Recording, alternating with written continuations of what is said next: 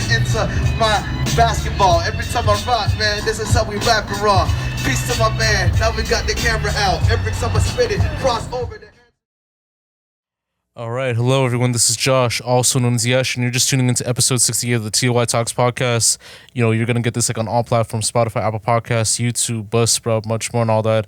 You know, we're definitely gonna get it started and all that too. You know, so we're almost at 70, so definitely tap in for more and all that. You know, so so we have one of the rising artists like in the game right now, like immersing into the Toronto music scene with his upcoming project like the Championship, but like has also released like a lot of projects such as like the Relapse series and the Mere Man EP and all that.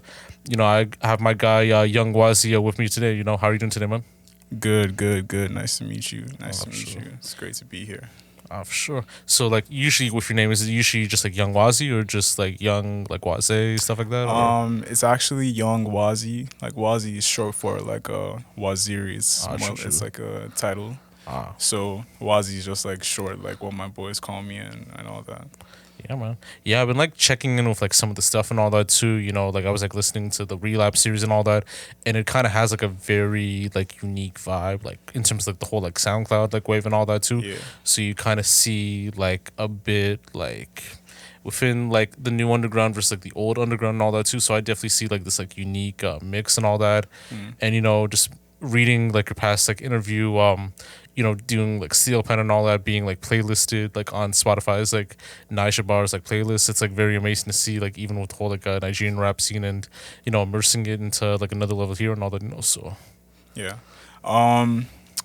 The Relapse and Mirror Man are like really like my early stuff, and I use that to kind of like just set the tone of the kind of artist I am, because there's a lot of new people in the game who could be like really lyrical but also like really make like those songs that like get you lit and like you used to party and all that. So I feel like I'm one of the people pushing like that new culture for real, like in the music industry. For sure, man. And you know we're definitely gonna get like started right here. So you were born and raised in Abuja, Nigeria. Abuja. I was actually born in Lagos, but like I grew up in Abuja. True. So in Abuja, like Nigeria, like and like even like Lagos and all that. Yeah. What was like the environment like for you growing up like around that time, and as well as like the childhood? Would you say it was like blessed growing up, or would it be like very different?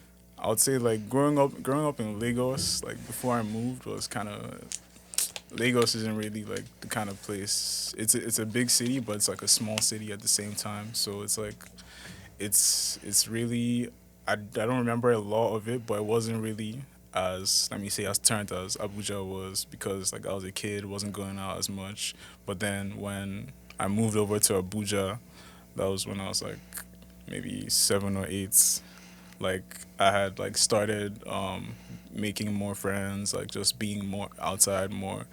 And I wouldn't really say my childhood was blessed, but like I didn't have a lot of difficulties growing up. Like I went to school and all that. Like, you know, when I first started like hearing about like the whole like Nigerian like scene and all that, it was like, you know, like around that time like when Davido was popping, like Wizkid, like 2016 to like 2016 to 2018, like when everyone started like noticing like a lot of like Nigerian artists like from around that wave and all that. And you know, like what I could say about Nigeria, it's like probably like one of the main meccas for music right now, and like even back then too. Like I mean, Tiwa Savage, like D'banj and all that, like Wizkid, D'banj, those guys are up there for sure. And like the Nollywood like music scene and all that. Well, the Nollywood like movie scene and all that, like it's like very like amazing too. So growing up, was it big for music in terms of being an industry like country, or just as a community like back then, like in the early like late 90s, early 2000s, and was the culture and media presence like, you know, Nollywood Afrobeats much prevalent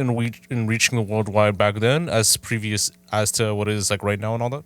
Oh, I feel like all of those things, like Nollywood, let me say Nollywood especially, like the movie scene did a lot for like pushing just the culture of knowing what it's like to be Nigerian and what the young Nigerians liked and what we really like used to do like back then, that gave the rest of the world like an idea. Because I hear a lot of my friends in Toronto like that are like Jamaican or like Ethiopian tell me like they used to watch Nigerian movies growing up, and I'm like, oh, that's fire, like, you know. So that like they have an idea of what the culture is through that. But like for music, we used to have artists always come to Nigeria like when they're going on world tour or whatever, but they would only go to Lagos, because Lagos is like the, like, let me say like the New York / LA of like Nigeria. Yeah.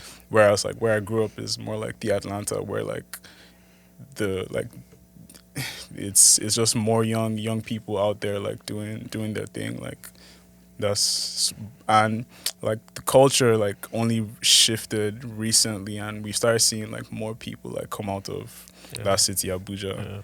Whereas like Lagos is always still gonna be Lagos. Like Yeah. LA is always gonna be LA. Like Yeah, I know what you mean. Because I know in Nigeria, like especially like around like the early 2010s, like Rick Ross used to go there, Meek Mill, Drake, like yeah. Rick Ross has a song with P Square actually. That was one of the first times I heard Rick Ross. True. And you know, just like getting back into like your story for a bit. So, what were you like from the start of birth until like adulthood and all that? As a kid, I was really into sports. I really used to play a lot of sports, watch a lot of movies, like with my pops, like just like a lot of like the movies like 007 and fucking I can't remember a lot of them now, but I would say that's kind of what inspires a lot of like the visual things that I do. And like being in sports, also you can see that in my rollout and in my like just in my lifestyle. Like, to be honest, I don't think I can go a couple months without like playing sports or being active like outside and stuff like that. But then let me say, when I got to high school, or like slightly before high school, like my mom got me a piano, because like I always used to play the piano like in church and stuff. And so she got me one, and then like I'll just write songs on my own. Like whenever I come back from playing outside, like I'll just go like make some songs, like random ass songs, and like here we are today. No, I know what you mean, man. And you know, just like even like that whole like first like starting music. What was like the first like set of artists that you've like listened to growing up, and like even just like maybe like the first song like that you've like really like tapped in with?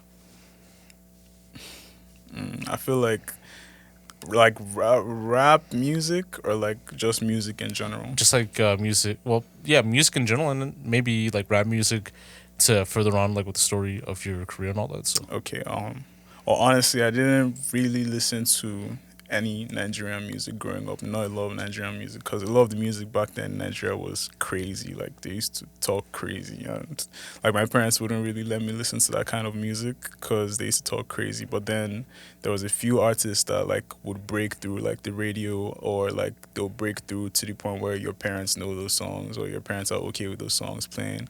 And that's how I know like Diddy Banj, P Square, because they used to make love songs and those kind of records.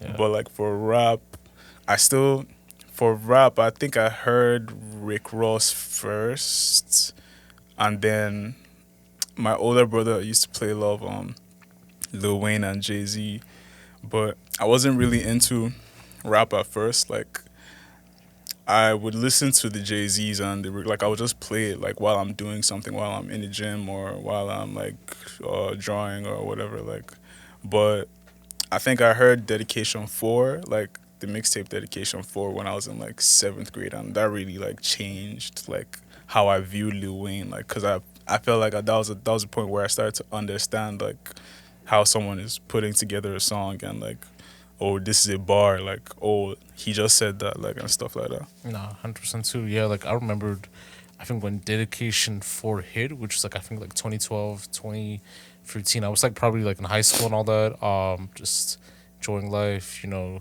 just like even like taking everything into, and then that's when like Wayne excelled to be like one of like the biggest like artists in the game, like as a gold and all that too. So yeah, but as far for me as like my favorite project from Wayne, I mean, I'd say it's either like a tie between Carter 1 and Carter 2, because they kind of hold like a certain spot, like, you know, on me and all that, especially like Carter 2, because You don't like Carter 4?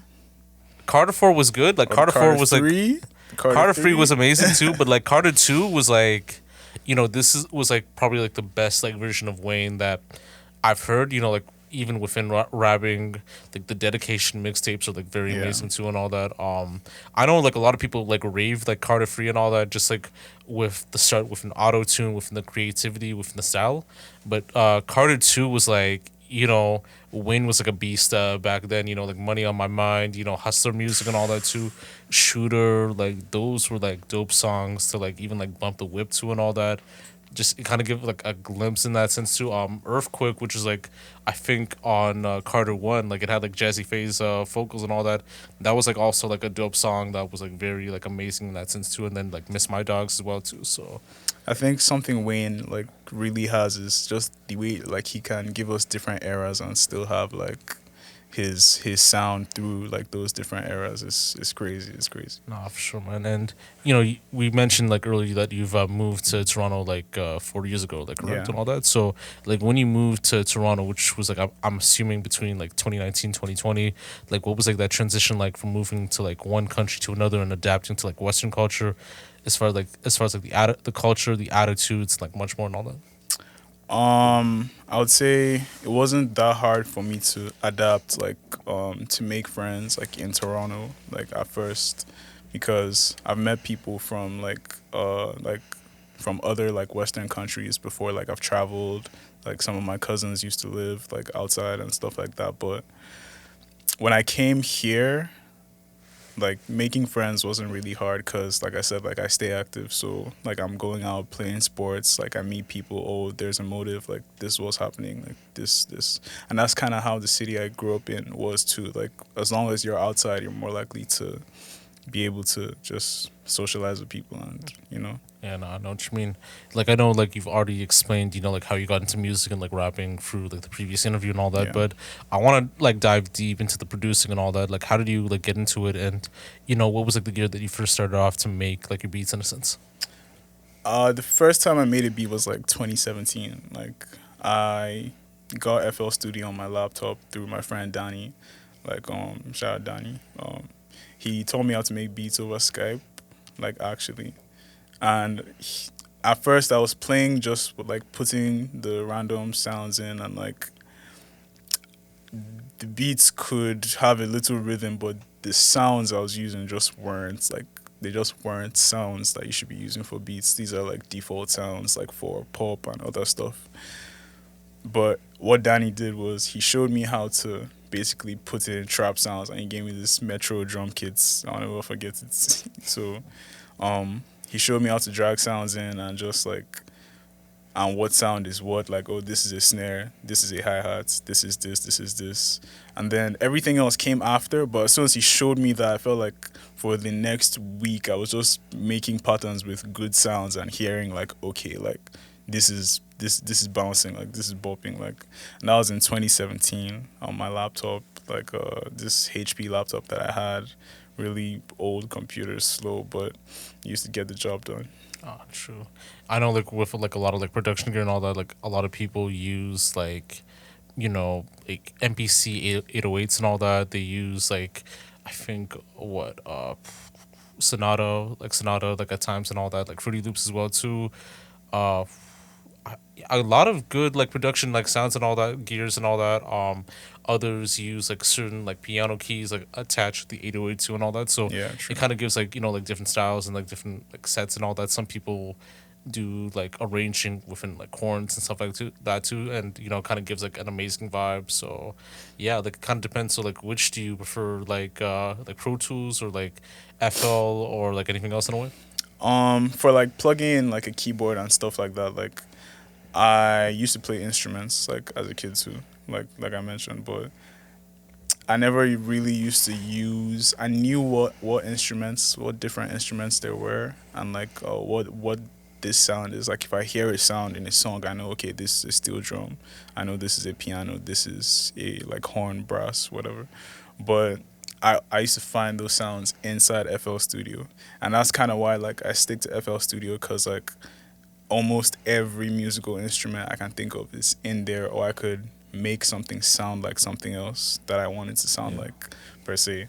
So it's like I would always prefer to stick to FL because that's what I learned with, like, I make beats with FL, like, but I know how to use Logic to record today, and I feel like any software that you can like just drag in stuff, like drag in like a beat loop or drag in a melody, like, or play a melody in, like, I could do something there. But when I want to like make like a proper like beat and finish it, like, because most of my beats could be like stories, that's how I see them sometimes, like, so like I need like FL to be able to just give me that full access to the drums, the instruments, everything, and it's just Nah, I know what you mean, man. And you know, I was like reading that you did your first production credit, which was like Camo for like Lil D and all that. I don't know how big of an artist it's that actually Lord D. Oh, Lord D. Oh, Rest my in bad. peace. Yeah, no worries. Sorry about that, man. So for like Lord D, tell me more about the backstory of that first production credit and how was that like feeling like an experience, you know, being credited for your production and the impact that it had for your career and all that. So I met Lord D through Danny. Actually, we went to like I went to a military school, so my school was next to his as well, and I I I wouldn't say I'd heard of D, but I'd seen his songs, and then when Danny started to produce for him, like, and I started working with Danny, like, I think I sent Danny a beat, and he finished it and sent it over to D. And then D heard it and he's like, "Oh, this is crazy! This is crazy! Like, I have to hop on this like tomorrow." And I didn't believe it at first because I'm like, "There's no way someone's actually about to use my beat just like that." And he did use the beats the next day, and he came out with the song. The song dropped, and it wasn't his song, but he was the one who pulled up the beat during the session. And then I was just like, "Whoa, that's crazy!" So when I heard the song, Danny like also gave D my number. So D hit me up and he's like, like you should definitely send more beats. And then D ended up coming to Canada and so did I. And then we tapped in, like, kept sending beats, locked in. When he came to Toronto, we linked up. But we only met, I think, twice in person. We did a lot of the songs we did like over FaceTime. And those songs would happen like so naturally. Like, he would just pull up a beat and record and like No, it was crazy. Is he like a very big artist in like Nigeria and all that too? Or like just in the same like level as like you in a sense too, or I would say D passed away like when his career started to blossom. Like he had just dropped the lead single for his next project and he passed away, unfortunately. oh true. But he was in our city. He was somebody that was a buzzing artist about to go mainstream.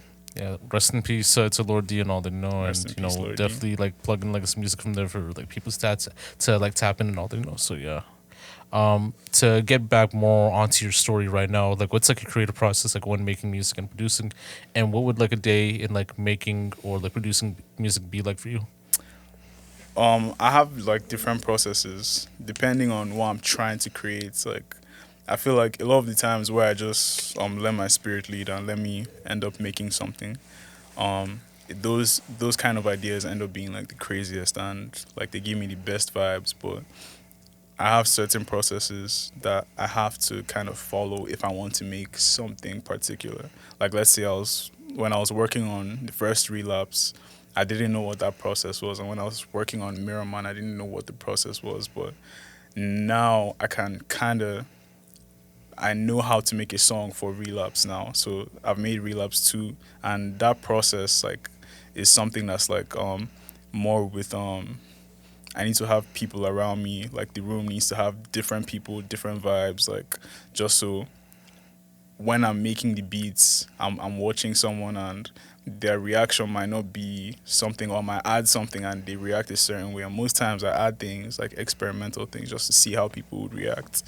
And then I get that, okay, this kind of person might not like this kind of sound, but then why? So then that why is what takes me into a whole, okay, maybe it's where they're from, the kind of music they like, this, that.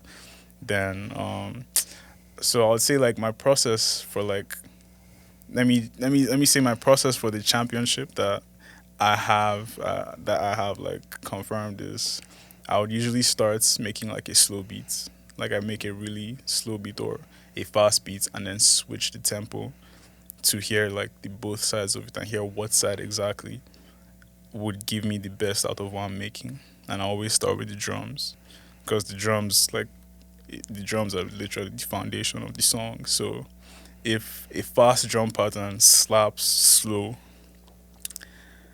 there's something about it you can do there. And if a slow drum pattern goes really fast, there's something you can do about it there. I know what you mean, man. And I noticed with like a lot of stuff too. Like some people prefer like using like certain studio sets, or like either they have like a home studio, or like or they just like record like an actual like physical studio and all that too. Yeah. So what's like that style? Like, are you more of like a home studio type of person, or do you record like in the actual studios like in the area? So when I'm making songs that I want people to feel like the songs that like I want you to like turn up to, I prefer to make those songs in home studios where like a lot of people can be there, or different kinds of people can be there. But then when I'm making something for Miraman, for example, I would prefer to be alone, either at my own studio or at like a professional recording studio. Usually alone though, but so that's just kind of like the contrast between them two. For sure. And like when you're like recording, or like even like just like beat making too, do you get into like a certain element too? Do you like do like licks, or do you just kind of like smoke for a bit too to kind of get into that vibe, or are you more like sober like when like even like in that process? I can't lie, like lately it's been feeling like I have to smoke to make music, but then I've had to like stop myself from smoking before I make music, or just starting something and then smoking, because sometimes like smoking makes me feel lazy, like it makes me feel like really chill, and then I don't want to do anything. So if I'm not already doing something and I smoke, then it could really mess me up. But at the same time, like I could smoke and get the craziest idea and then just go crazy. But then I don't really drink, so if I'm drinking, it's usually maybe outside at an event or something like that. No, I know what you mean, man. And I actually want to find out more about your stage name. Like Young Wazi and all that. So how did you get that name by any chance? Okay, so like I said, Waziri is a title. It basically means like it's like it could mean advisor, it could mean leader, but fundamentally like it means like it's like the leader or like advisor of like a group of warriors. That's what the title means. Oh, true. And so like Wazi is like short for Waziri, and then Young is just like the rap. Yeah, the rap, I know what you the mean. rap thing in it. Nah, 100% too, man. And you being in like the Toronto music scene for a bit and all that, like how was like your experience like immersing into the scene, and was there ever like any opportunities for you to branch out and like reach out to like a lot of artists to work with them to perform at like shows and all that type of stuff? The Toronto communities, I haven't really tapped in with a lot of people from like the music side of things, but I've met people over the years. Definitely, I've worked with them, made music, but we haven't come out with anything yet, because I feel like I'm still, even though I've been here for 4 years, like I'm still learning about Toronto every day, still learning new things. And like the music scene in Toronto, like if you hear someone from Toronto like make a melody, you could tell this person is from Toronto easily. So there's still like a lot of things like I have to learn before bringing something to the community. 100% too. And like a lot of people, like when they talk about like the whole Toronto music scene and all that, they're thinking about like the street artists too and all that, like Pressa, YG, Top 5, Doovie. And then there's like the whole like underground side where it's like you and like a whole lot of like other artists that have yet to kind of like rise like in a sense too. So how do you even like feel about like those two scenes like adjacent together and all that, like the mainstream Toronto scene and then like also like the one like in the community as you mentioned? I feel like good music will stand out regardless. I feel like it doesn't really matter like if you're in the streets or not, because if you're not in the streets and you're making music about the streets, it's like, why are you doing that? But then if you're just being you, making good music, there's nothing wrong with a street person wanting to make that kind of music with you. But then like getting involved in like politics and things like that is, I feel like that's the only thing that stops a lot of people in the underground scene from tapping in with that street culture like side of rap thing. Yeah. No, I know what you mean, man. And I feel like there is like a lot of ways that some scenes can improve and all that too, and like there is like a lot of effort done by like a lot of like people hosting events and all that type of stuff too, and definitely see like a lot more from there and all that. And as far as like what you're like listening to like nowadays, like who do you like tend to like listen to a lot From Toronto? not just like from Toronto but like anywhere? So if I leave here, the first thing I'll do is play like probably Heady One's new projects, Oh, sure. Strength to Strength. But besides new music that comes out from people that I really like Wayne, Drake, Metro, Travis, Yeah, Future, them people. not true. Like I don't really want to listen to anything else. If they drop new music, I'm even kind of hesitant to listen to it at first when it first drops. Oh, I would true. rather like hear something from somewhere and then go listen to it, because Yeah. like that really influences my sound. Like what I hear really influences it. So I try not to listen to new music too much. Nah, sure. I know like 21 Savage, he just dropped the project for his like documentary and all that. Yeah. I don't know if you've like tapped in with it yet or Haven't heard it yet, Ah, true. but I should definitely. Yeah. I should. yeah, no, I know what you mean, man. And for like a lot of other like stuff too and all that, like I want to get more into like Relapse and like Mirror Man and all that. So to kind of explain like a little bit too, like what was like the whole creative process and inspiration like for those like projects? Okay, so the original idea for Relapse was I haven't dropped music in a while, so I'm going to drop. So that's Relapse. I'm relapsing. So the first song I dropped was a feature with Lord D, and I didn't even rap on the song. It was just my beat and D going crazy.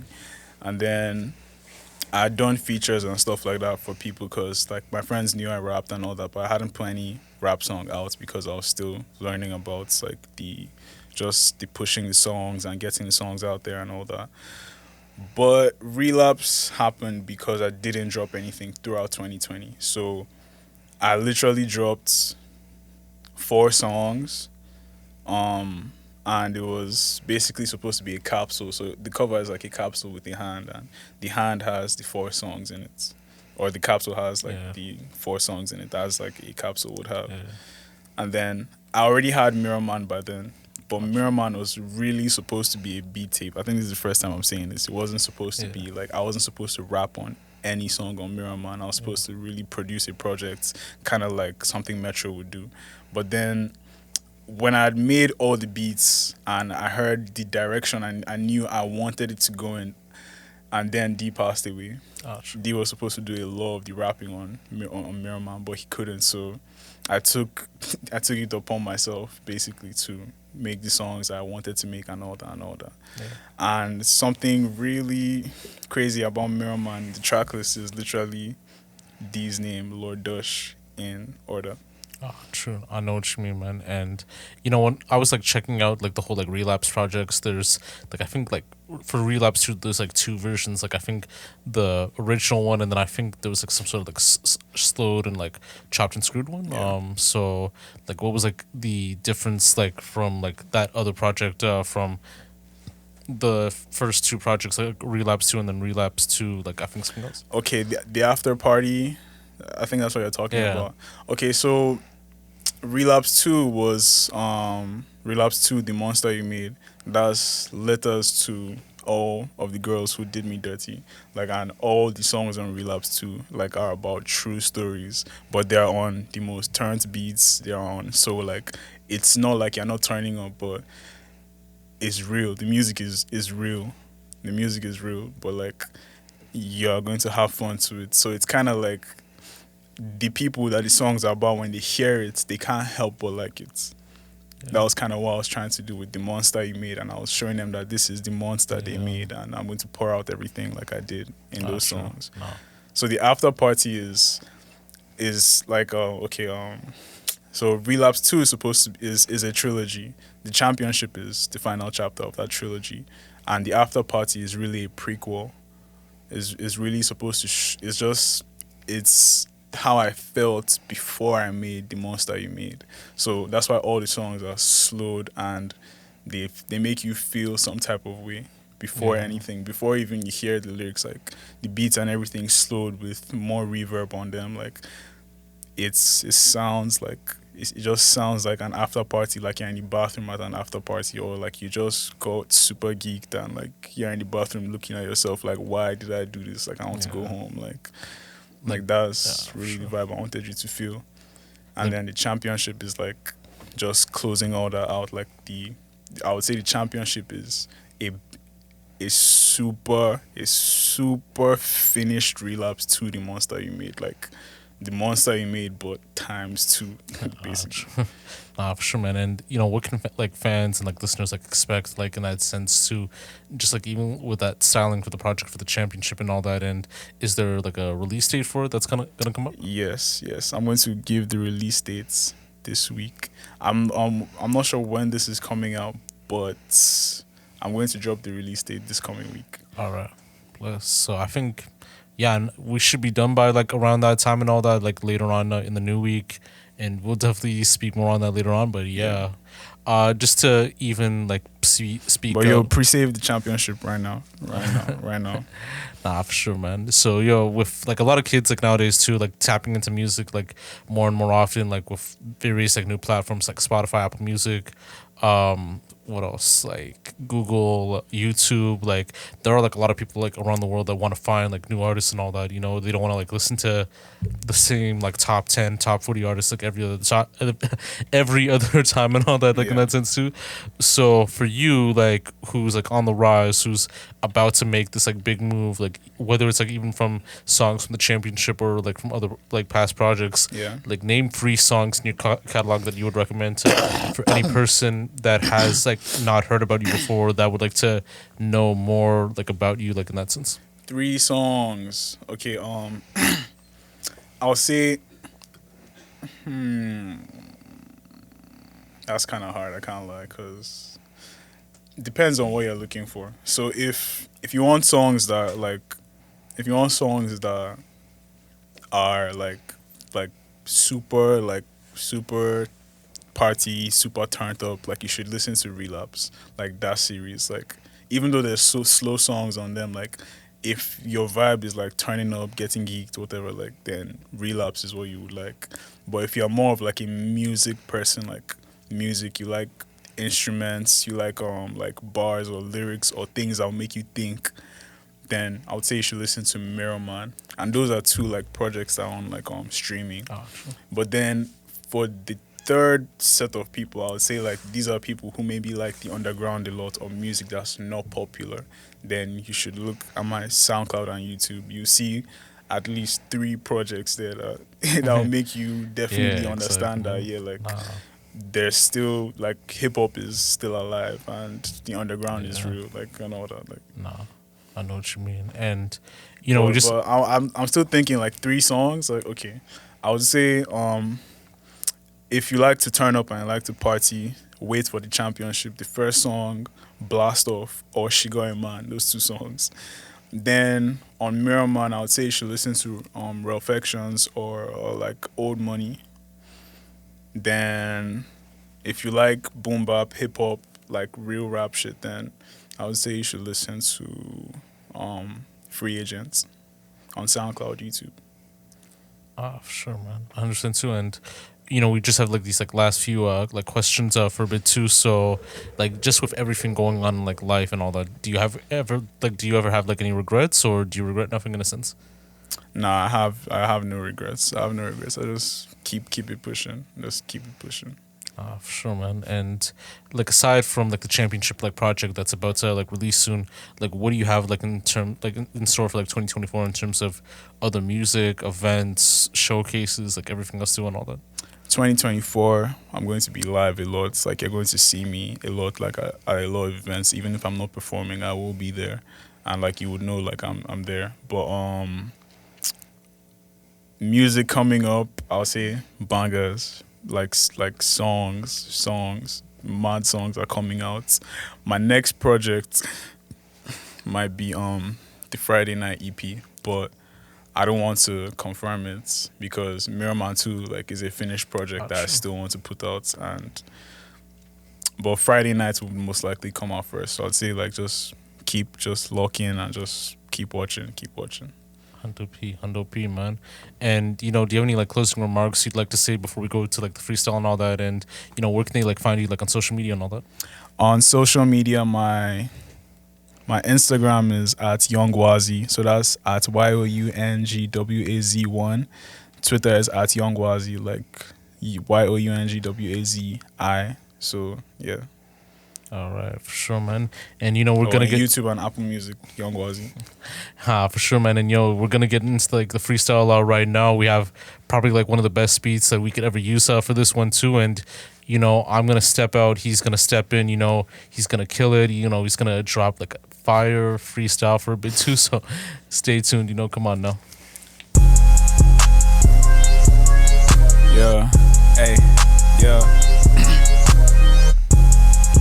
Hey, yo, hey. Yo, we in the ends. My new bitch got some nice tats and she came through with her friends. 6 bitches in the crib pulling up foes and they all tans. Said they see me on the gram, I don't even post on the gram. Shorty tryna be a fan, I'm just tryna cop bands. VVs and the V's, nah, I ain't on Xanax. The songs I've been dropping lately, they can take it to a whole planet. And I know they won't understand it, they won't understand it, cause I never planned it. Yeah, I never planned it. And the plug just blessed me. 2 OZs are potent, I smoked it. Rolling up OG pink gelato, mix with ahi tuna. Smoke your favorite rapper just like Suya. Like Suya, ayy, ayy. I heard that shit you was telling my cousin. Told bro Russian.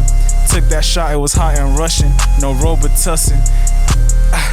Ayy, and I be with the cuffing, but I do all the dumping. Ayy, do all the dumping. Bro told me just stay in the stool, keep the bangers coming. Ayy, if I swing that sword and the boy them is sending me home, that's worth adjusting. Ayy, no Bieber. Ayy, ayy, I'm smoking sativa, puffing reefer, young Wazi in it. Yo, ayy, and we in the ends. She only fucking with me cause she know a young nigga finna blow up. I remember back in Nova when my set girl showed no love. Hit the sick bay with the soda, mix it dirty with the coca. I be feeling for the top, now they see me on the blogs, eating chicken on the rocks. And with my shorty on the top floor, she exactly what I asked God for. Yo, Wazi, you killed it, man. Like that was like a fire freestyle. I don't even think Ken Carson can even do that, so Hey, shout out Ken, man. Shout out Opium Boys. yeah, man, man, but like Wazi, like it was dope, like seeing you do that freestyle, man. And this is like Josh, also known as like Yashu, episode 68 of TLOY Talks. You can get it like on any other like platform and all that, Spotify, Apple Podcasts, YouTube, much more and all that. You're gonna be seeing more freestyles this year, more content, everything else too. Definitely tap into this dope freestyle too. First like freestyle of the year as well too. So you definitely gotta watch that, So this is Josh, also known as Yashu of TLOY Talks, with young Wazi signing off. Come on now.